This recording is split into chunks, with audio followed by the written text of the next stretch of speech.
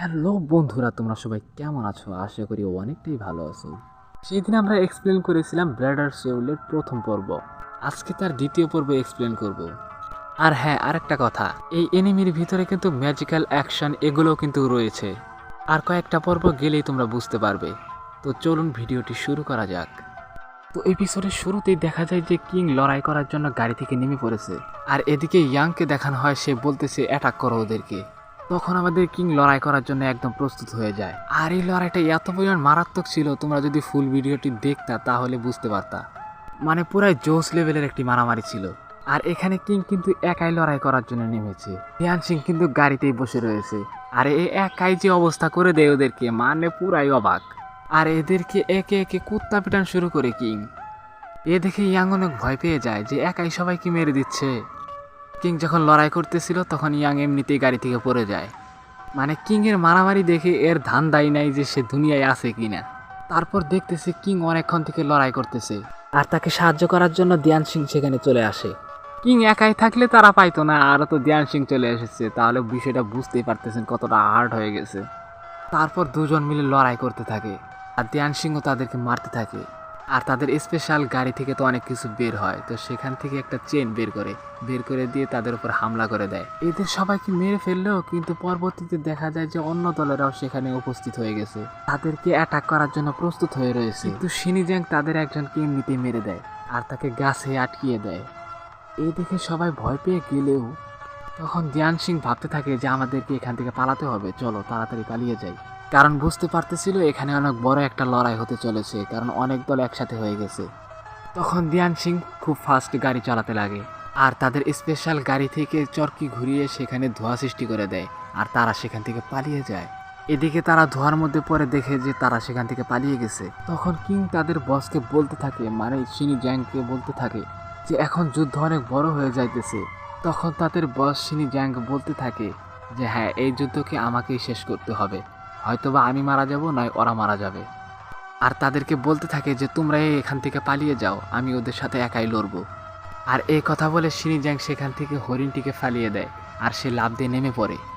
আর নেমে পড়ার সাথে সাথে দেখা যায় যে এদিকে শত্রুপক্ষ অনেক কাছাকাছি চলে এসেছে, প্রায় ওদেরকে ধরেই ফেলবে। আর এদিকে শিনিজ্যাং দেখতে থাকে যে কিংও তার সাথে নেমে পড়েছে।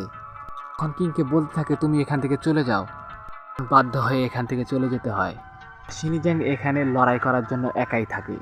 এদিকে আরেকটি দল তাদেরকে ধরে ফেলে এবং রুহিকে অ্যাটাক করে, কিন্তু চোখের সামনে থেকে কিং সেটাকে আটকিয়ে ফেলে। তবে পরবর্তীতে যখন হামলা করে নিশানাটি যে তাদের চাকার ভিতরে লাগে, এবং তার কারণে গাড়িটি ভেঙে যায়, সবাই নিচে পড়ে যায়। কিন্তু তারা কাছে এসে দেখতে পারে যে সবাই পালিয়ে গিয়েছে। তখন ইয়াং তার পাখিটি উড়িয়ে দেয় তাদের খোঁজ নিতে, আর দেখতে পায় যে তারা পাহাড়ি অঞ্চলে।